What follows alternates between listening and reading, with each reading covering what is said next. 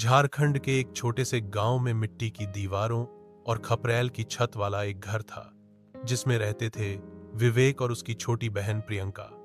मां बाप की मौत के बाद दोनों एक दूसरे का सहारा बन गए थे।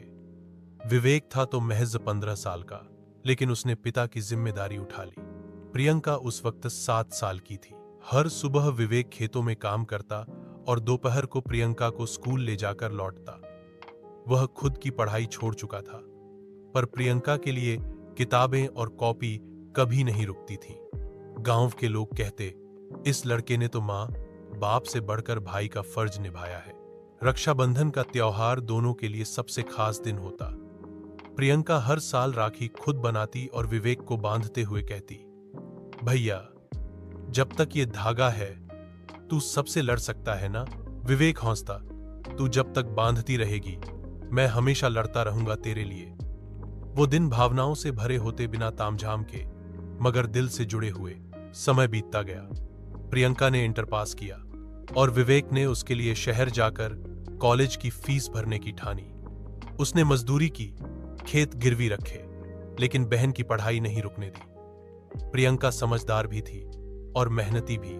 फिर एक दिन एक अच्छा रिश्ता आया। लड़का सरकारी नौकरी में था, सादगी से जीने वाला परिवार था।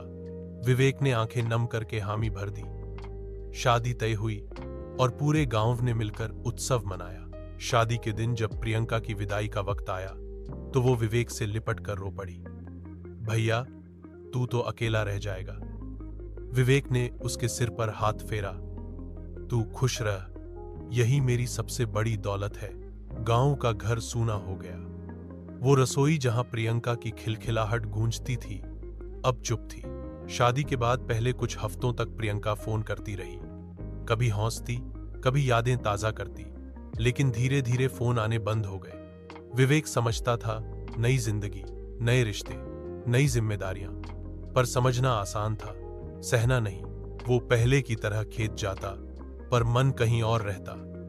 रात को आंगन में अकेला बैठा रहता।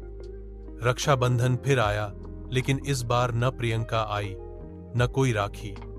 विवेक ने अपनी पुरानी संदूक खोली। उसमें रखी थी अब तक की हर राखी, जिसे उसने धागों की माला की तरह सहेज रखा था। उसने एक राखी उठाई और चुपचाप अपनी कलाई पर बांध ली। तू आए न आए, तेरा भैया तुझे भूला नहीं है, वो बुदबुदाया। रक्षाबंधन के अगले दिन गांव का डाकिया आया। विवेक, तेरे नाम चिट्ठी आई है, और एक लिफाफा भी। विवेक ने चिट्ठी खोली। उसमें प्रियंका की लिखावट थी, भैया, मुझे माफ कर देना। मैं जानती हूं इस बार राखी पर नहीं आ पाई और नहीं फोन कर पाई, पर हर पल तू मेरी यादों में था। इस बार की राखी तेरे लिए सिर्फ एक धागा नहीं, एक वादा है। मैं और दीपक, मेरे पति, अगले हफ्ते आ रहे हैं गांव। हमने मिलकर फैसला किया है, तुम अब अकेले नहीं रहोगे। हम शहर में तुम्हारे लिए एक दुकान की व्यवस्था कर चुके हैं। भैया, अब तेरे जीवन में सिर्फ तन्हाई नहीं होगी, एक नई शुरुआत होगी। तेरी बहन प्रियंका। लिफाफे में एक राखी थी, सिल्क के धागे से बनी, छोटी सी मोर पंख की डिजाइन वाली। विवेक की आंखों में आंसू थे। ये आंसू अकेलेपन के नहीं, जुड़ने के थे।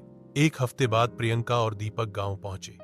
दीपक ने विवेक से कहा, भाई साहब, अब हम सब एक साथ रहेंगे। उन्होंने शहर में एक ऑर्गेनिक अनाज की दुकान खोलने का प्रस्ताव रखा, जिसका सारा प्रबंध हो चुका था। विवेक को नई उम्मीद मिली। उसने पहली बार वर्षों बाद खुद को दर्पण में देखा। थका जरूर था, लेकिन टूटा नहीं था। शहर में काम शुरू हुआ, दुकान चली, विवेक की पहचान बनी। प्रियंका हर सप्ताह फोन करती, खाने की चिंता करती और त्योहारों पर जरूर आती। अगले रक्षाबंधन पर जब प्रियंका फिर आई तो उसने हंसते हुए कहा, भैया, इस बार मैं खुद राखी बांधने आई हूं और हमेशा आऊंगी। विवेक ने अपनी कलाई आगे की और कहा, इस राखी ने मेरा जीवन बदल दिया था और तूने मुझे जीने की वजह दी। उन दोनों की आंखों में चमक थी, भावनाओं की, रिश्तों की, और उस डोर की जो वक्त और दूरियों के बाद भी नहीं टूटी।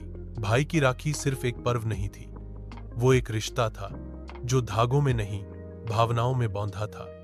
वो चिट्ठी नहीं, एक नई शुरुआत थी जीवन की, रिश्तों की और प्रेम की।